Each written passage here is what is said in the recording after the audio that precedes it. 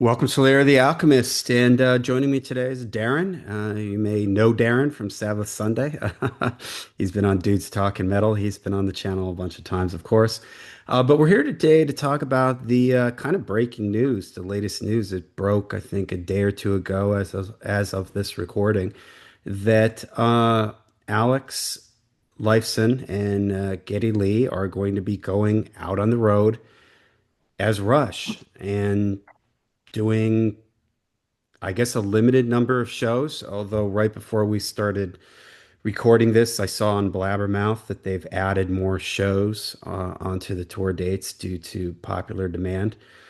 So we're here to talk about this. I made a video, it's almost a year ago now at this point, where I made a video that I'll link in the description down below, and it was titled, Should Alex and Getty Continue as Rush? And there were a lot of interesting comments in that video. So yeah, Darin, what when you heard this news that Rush was, I don't know if it's fair to say, getting back together. I mean, how do you phrase this whole thing that Geddy and Alex are going to be going out on the road as Rush? It should be noted that I'm looking at the official Rush website right now. Yeah. It says Rush. It doesn't say Geddy and Alex, the Rush experience or something like that. It says Rush 50 something tour 2026. So what are your thoughts when you heard about this news and of it in general? Well, they're calling it Rush, and they seem damn happy about it. Yeah. That's my impression. And that we'll get into that in a little bit. But so I woke up and I saw a picture of Getty and Alex, and then of course, I read the article or I read the blurb, and it said that they were going to be getting together. And then I'm thinking, oh, okay, so now they've confirmed that they're going to be doing something. Well, that's cool. It's good to see that those guys will be doing something together. And then as I continued reading, it's like they're going to do it and they're going to do it as Rush. And then I'm like, wow, okay. Every so often I'm stopping and I'm like letting it sink in. And then I'm like, okay, well, wonder who they're going to get as a drummer because people were talking about, well, they might get Danny Carey, they might get Yeah. Mike Mangini, Portnoy. they Yeah. might get Yeah. Portnoy or whoever. So I'm like reading down, and then Getty said something to the effect that people might be disappointed that we didn't pick this person or that person, but we went with Anik. And I'm like, wow, they already have a drummer. And so by the end of this article, I realized that they had already done this. This was a done deal. It's Rush. They're calling it a reunion. They have a drummer, and there were tour dates. So I mean, it was a done deal. It didn't leave any room for people to weigh in and say, Yeah. well, Yeah. you should do this, or well, Yeah. it's not right unless you do this. Plus, they got the blessing of Peart's ex-wife and daughter, which was an extra added bonus. So if anybody were to say, well, what do you think the surviving um, family members, Neil Peart would say about this? Well, they had those bases covered too. And but moreover, then I started looking, and of course, it was a little while later that my social media feed was all about Rush. And it's exciting. I mean, I'm excited about it. But in everything I saw, they're smiling ear to ear. They're happy. They're joking around. Of course, Getty and Alex have always had like a really good rapport with one another. Alex Lifeson's hysterical. Years ago on the Rush.com page, he used to do like a little, I think it was Alex's Tiki Lounge or something. He did like an animated Mhm. sequence. And every so often he'll do some, I mean, he's really funny, like professional Yeah. comedian funny. And when those two interact, they play off one another. There's a real good chemistry there. So, and they seem really happy about it. I don't think that there was any consideration. I'm sure there was, but not to the point where it was a deciding factor. The consideration that anybody might be opposed to it. I think that they felt that's what they wanted to do. It's their band, their songs, and that's what they're doing. And I think it's great. I mean, because that kind of enthusiasm, I think is going to lead to something really interesting. And um, so they have a new drummer, and her name is Anik. And she was most recently, I guess, before Jeff Beck died, she was part of the Jeff Beck band.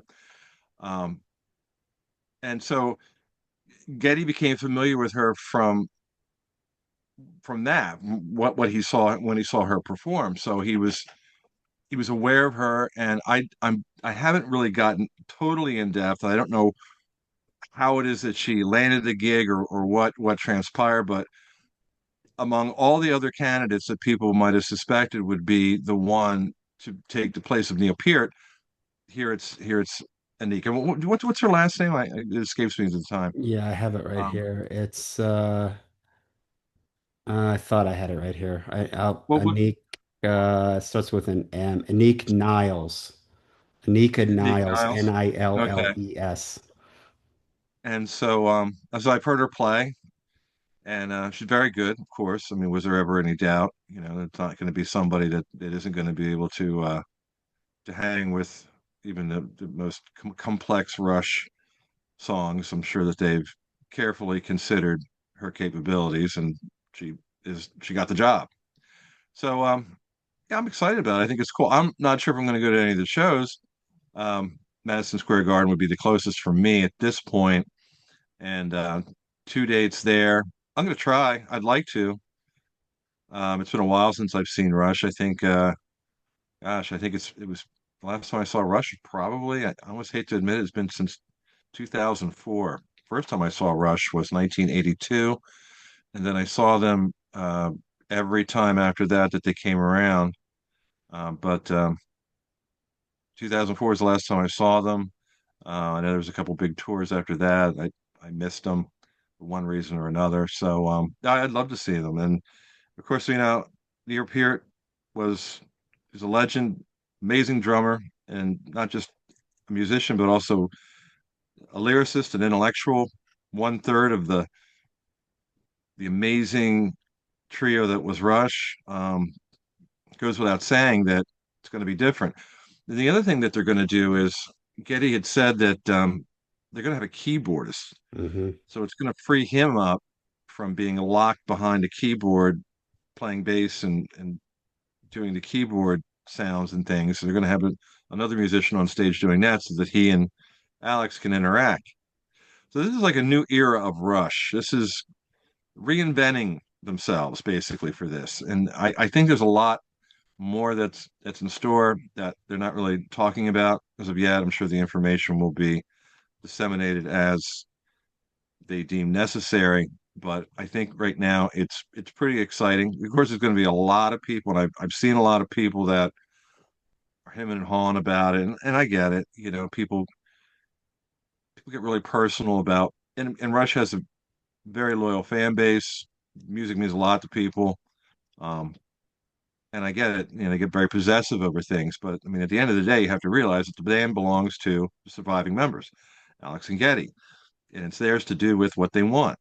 And just try to have an open mind and hope that, or at least have some confidence that these two guys that have made all this great music years ago are still really ready and willing to do more and want to do more and are excited about it. And I think that that's a really good thing. So I think it's as a Rush fan, I think it's a pretty exciting time. That's my 2 cents anyway. Yeah, when I made the video, like I said, almost a year ago at this point, I'm pretty sure Getty was touring for his a book that he had put out, and it seemed like he was dropping hints or just little subtle little things that got me thinking about it. And I even think Alex had said something, again, it was all real subtle, and that's kind of what inspired me to make that video back then. And so when I heard somebody sent me a link to the video that they made, sort of announcing this. And so I wasn't totally surprised because I thought again about a year ago, I was like, I think there's something going on here. They're at least thinking about it. I don't remember exactly what Getty was saying, but he was out doing interviews for that book. And of course, the question would get asked at every time he was there. And he was just dropping little breadcrumbs, I think. And so I wasn't totally surprised. Uh, one of the things that I talked about in that old video and that a lot of people mentioned was, of course, the first thing is well, who's you can't replace Neil, so who's going to be No. playing drums in Rush? And everybody mentioned the obvious names, of course, like you mentioned already. So I'm kind of glad that they went with somebody who I wouldn't say this is an unknown player because she seems to have a great resume playing with Jeff Beck, of course. But it's maybe slightly outside of the hard rock heavy metal world. You know, Jeff Beck towards the end of his life was more kind of like a jazz fusion, blues fusion type of thing. I mean, Jeff Beck did a lot of stuff, but so maybe she's somebody that didn't immediately. People weren't like, oh yeah, okay, I know. I didn't know who that was. You know, I had to research it myself. So I think it's pretty cool that they did that. The comments on my original video, and in Getty mentions that it was his bass tech that was working with the Jeff Beck group, and that's That's how right. his Yeah. bass tech was saying to him, "Oh, you know, you should.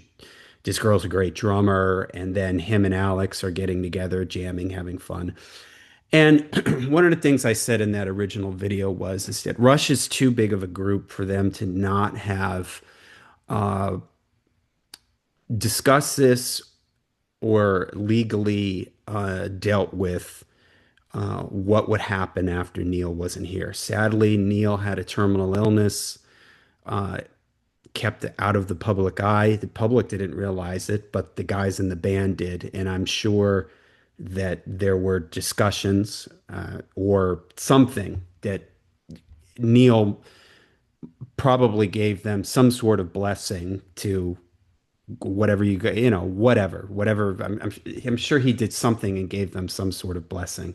I'm sure if Neil had said, "No way, I do not want the name Rush to be used from this point on," and this had legally been taken care of, because like you mentioned, this is not. It wasn't a sudden thing. Neil's passing. It was to the fans because he had kept it private.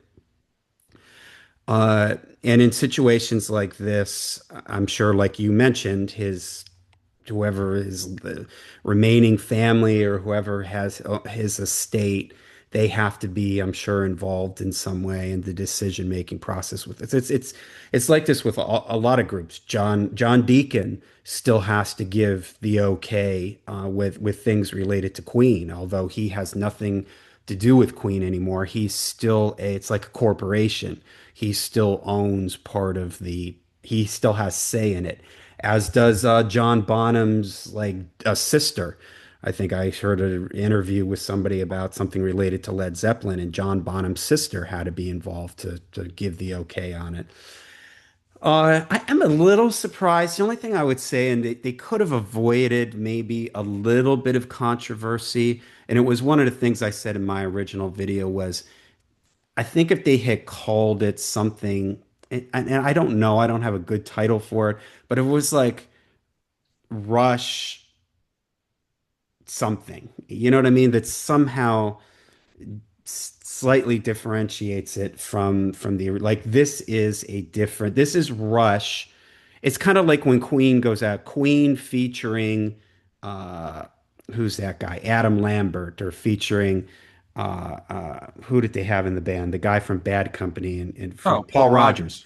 Queen Yeah. featuring Paul Rogers. I mean, that Oh, would have Paul been Rogers weird to is. do that here with the drummer, but they could have maybe done something with the name. But I get it. Let's face it, these guys, when you hear these, there's an kind of a much longer interview with them. And I don't know if it's for the Rock and Roll Hall of Fame or it's something related to the Rock and Roll Hall of Fame. I don't think they're being inducted. I think there's like a DJ that broke them out of Ohio or something like that. But anyways, they make an announcement there Yeah. too, and it's kind of a mic drop moment, and they're talking about it. And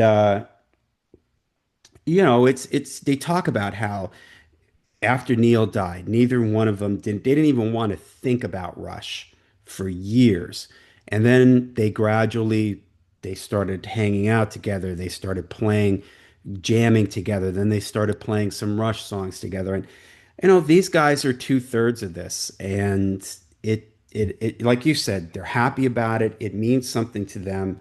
I don't think they're doing it in any kind of a cash grab type of way. I truly believe that they'll do it in a respectful way. It will be done the right way. They already mentioned that they're going to acknowledge Neil. There'll be some kind of tribute to him during the shows. I don't know what that means. Maybe they'll just show images of him on a screen or something, or I don't know. Who knows what they'll do? But they're going to acknowledge Neil.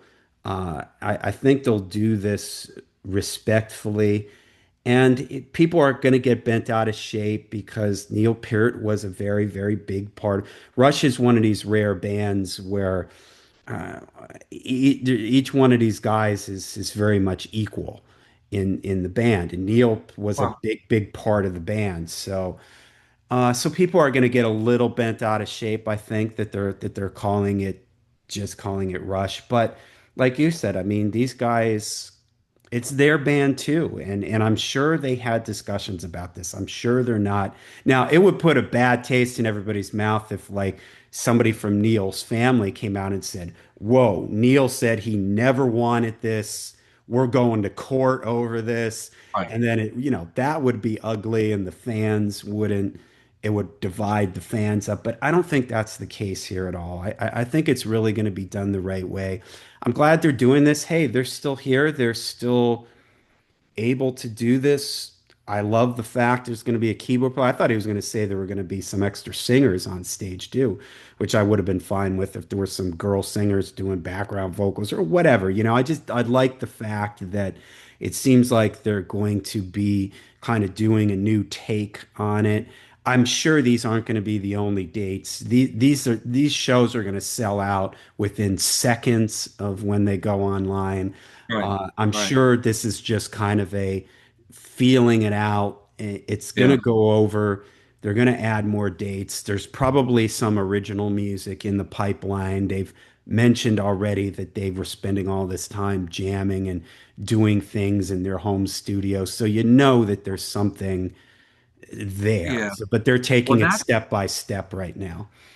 well, that's where you get into it. And that kind of changes things. Now, as a reunion, is they're calling it a reunion because it is. I mean, it's reuniting Geddy and Alex.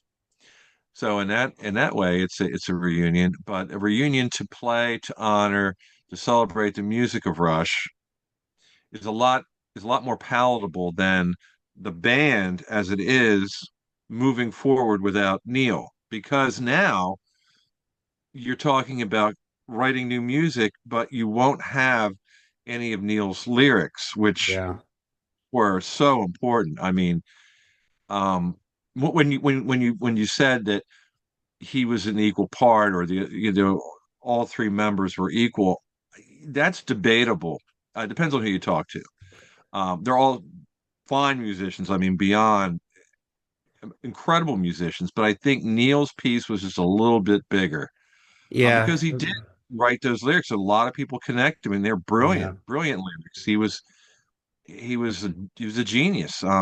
The way that he played, I mean, it was all he his playing, his lyrics. It was so much a big part of Rush that to move forward and write new material. It's not to say that Alex isn't capable. I mean, they've all done. I mean, they've both done solo albums, and Geddy. I mean, they're both intelligent guys. I'm sure that they could probably. And of course, you know, Geddy's written some lyrics, 2112,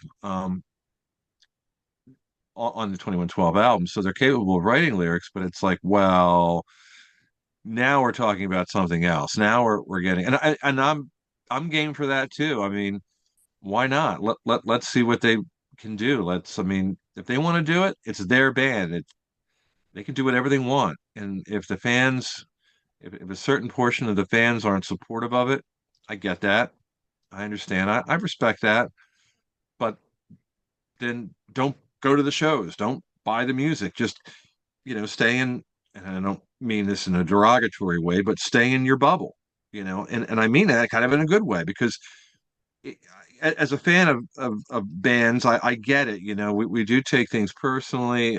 We get possessive over what our favorite bands are doing, and we do kind of remain in a bubble. I mean, If Hmm. you're a Rush fan, but this is you have an idea of or your ideal Rush is from a certain era, or there has to be a certain essence to it, then that's cool. Then just stay there. But if somebody else who is also a fan of Rush is open to the possibility of new music, the band moving forward, you know, including more members on stage, if they're open-minded, well, then, that's cool too. Whatever you want to do, if no one's forcing anybody to participate in something that they don't want to support. If you want to support it, it's going to be there. And if you don't, that's fine too. Just chill out, listen to your old Rush records or whatever you want to do and celebrate the music that was part of the 70s and the 80s. I mean, I love the 70s era more than the 80s, but, or the 90s or even forward, So, I mean, to me, my ideal Rush is 74 to 78, basically. I mean, that's my Hmm. Rush, but I like everything else too. Um, I mean, because I like the music. I like I like Geddy's voice. I like the musicianship. I look forward to what they're going to do next. And that transition from the 70s to the 80s, I mean, that alienated some people too. I Yeah. I have a few friends that don't listen to anything past moving pictures. When you get into like Signals and Grace Under Pressure and Power Windows, people just like they kind of dropped off. Now, maybe those aren't like the diehard Rush fans, but there's a lot of people that just like 70s Rush, man. It was 70s Rush. When I got into synthesizers and things, and they just kind of Yeah. like didn't really weren't as interested. So, I mean, you could look at this next chapter or this forward movement as something similar or akin to that. It's another form of Rush moving with the times. Of course, it's because of Peart not being alive or not being able to participate that things have to take this shape. But one thing I wanted to say when you were talking about Geddy and Alex starting to jam and playing together and getting that spark back, they did mention that the one thing that got them rolling was when they did the Taylor Hawkins Hmm. benefit. They said the circumstances were sad, but they agreed to do it. They were asked, they agreed to do it. I think it was the first time they Well, had played together, so they were a little bit unsure about it. But when they got on stage, they felt really good. They felt excited, and that was pretty much the impetus for what followed. That was when they started dropping hints, or Geddy would start dropping hints, and you started to get the impression, okay, something's going to happen, yeah. more than likely, and that was what started it all. It was that the Taylor Hawkins thing when they got back together and it did that. Some people I've seen some comments about people surprised that David Grohl wasn't asked to be the drummer in Rush, and I never thought Yeah. that would be, and it just didn't seem to me like that would be Yeah. a good fit. Not to say Dave Grohl's a bad drummer, but It's a little I don't different think style. He's a little bit more of a heavy hitting. he's a very heavy hitter. Yeah, and Yeah. that's cool. Neil Peart was more of a school musician. On Yeah, I would just say this though, with if they record new music, I wouldn't be surprised if they part of the new music or all of the new music is, for how would the fans feel if they came on and said, this is stuff that we were working on towards the end with Neil? Or if maybe they say, Neil left us notebooks filled with lyrics and gave us his blessing to use these if we ever needed to. Would that change people's sort of uh, yeah, it probably feelings would. on it? Probably would. It would, right. And yeah, it's a, this, and this isn't a case of, I made a video around when Pantera was doing their reunion, and the video was titled something like "When is a band not a band anymore?" And it was sometimes you see like quiet riots, and the only original person is Rudy Sarzo, and Not even or original. Bobby Blotzer's. Yeah, right. He's not even right. Bobby Blotzer's Rat and stuff, and He's you not have to even kind of original. ask yourself, like, I like Bobby Blotzer, but is he really enough to carry the name on his own? I think it's safe to say here with Rush, and I agree with you. I was trying to be neutral on the whole thing as far as equal parts of the band, because most people would say that it's Geddy and Neil were kind of the guys. When you think of Rush, you think of Geddy, Neil. Alex is who I think is a very, in some ways, underrated guitar player, Oh, because he's Geddy really and underrated. Neil take Very up a lot underrated. of the attention. But yeah, Neil wasn't just he wasn't just some guy back there playing drums. He's arguably one of the greatest rock drummers of all time. He's arguably, I would say, one of the greatest rock lyricists of all time. So that's a huge, huge thing. And I guess like you know, I guess I can respect Alex and Getty for just calling it Rush. If they wanted to avoid any of this, they could have called it something like Lee Lifeson's Rush Experience or something. I don't know. You know what I mean? They could have gone around that. But again, I can't help but think that somewhere that this was discussed with Neil. These guys were Rush. There's this great video of them eating dinner together. I don't know if you've ever seen this. They're like in Probably. some restaurant, in a second private room of a restaurant, and apparently they haven't seen each other in a while. Getty's at the bar, Alex comes in, Neil comes in, they go upstairs, and they're just, I think it was like a bonus thing on a DVD or something, but it's on YouTube, and it's just fascinating because you see that these guys genuinely like each other. Alex is funny, like you said. They tease each other. They're self-deprecating towards themselves, towards the Uh, band. So this isn't like some situation like, I don't know, I'm trying to think of some band where you can tell that nobody gets along, but Motley Crue or something like that, well, where yeah. these guys can't be in the same room with each other Right. unless there's an army of lawyers and accountants and managers, and it's just, this thing that Yeah. they just never seemed like the case with Rush. So I refuse to believe that these guys would do something against the wishes of Neil, and do say I just know that they've in there, and you can tell that again, they feel like this is the right thing to do, that this is okay. They're not, even in the brief interviews that they've done, they're not like up there trying to justify it. You know what I No. mean? They're not up there trying to say like, well, legally 2/3 of the name belongs to us, so we can do whatever we want. There isn't any Right. kind of like angry, No. combative thing with it. So I think the spirit of it is correct. I think it's going to, yeah, whatever these guys want to do. I think that they have and the thing is that Neil's, even if they record new music and they put out a new record, the influence of Neil, it's not like anybody's going to forget Neil Peart. His influence over the band. I could picture them putting out a record, and one of the first things having Neil's picture inside, like a tribute to Neil. I mean, they're not going to forget it. They're not going to forget him in the live show. I think they're gonna recognize him, honor him in the live show. I think if they do any original music after this, they're not going to like try to forget who Neil Peart is or not mention him or anything like that. I think he's always going to be at sort of the front and center, and a very much an understanding that how important he was to this band and his legacy to Rush, as a drummer, as a musician, and all that stuff. So I think this is a good thing. I think Alex, Getty, Neil, too, that they're just good guys, and so I'm okay with. Again, Yeah.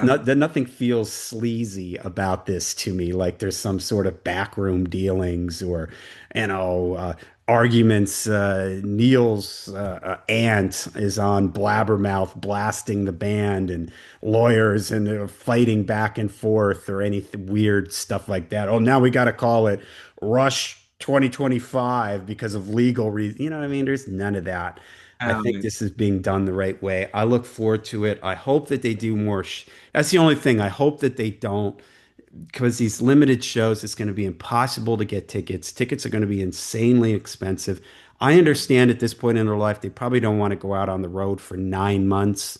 But I think they could easily, and I didn't even check the dates. I don't like when they play in New York, are they just doing one date or are they doing multiple? 2 shows at Madison Square Garden. Yeah, and that's what they should do. I think some of these older legacy bands should start doing stuff like that. You hit the major cities and you do 2 or 3 nights in a row in the major cities on the coasts and everything like that. So people can, they don't need to play every single city and town across America anymore. Just hit the big places, play there for a couple days. It's probably easier on them.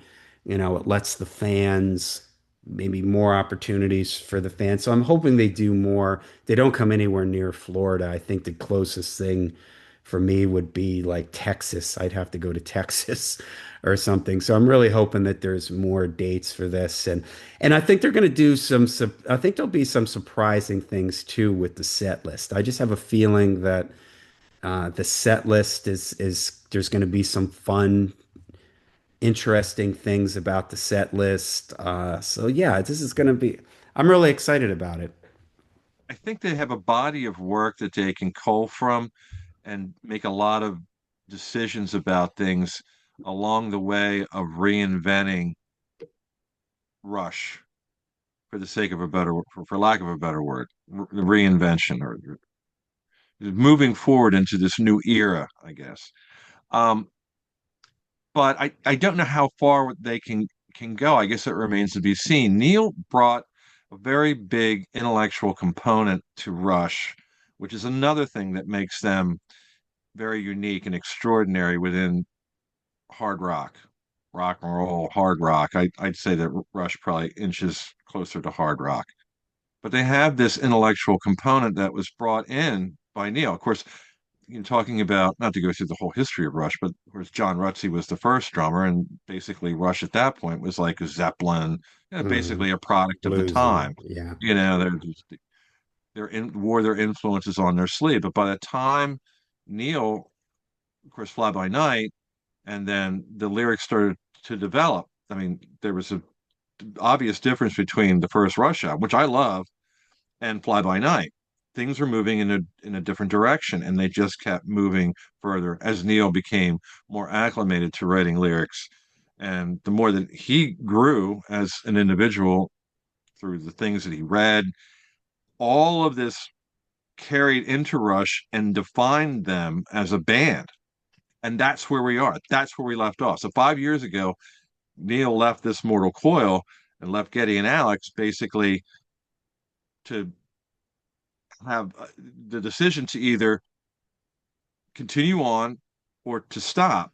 And I think that it was everybody's conclusion that Neil was such a large part of this that it would be impossible for the band to yeah, continue without him.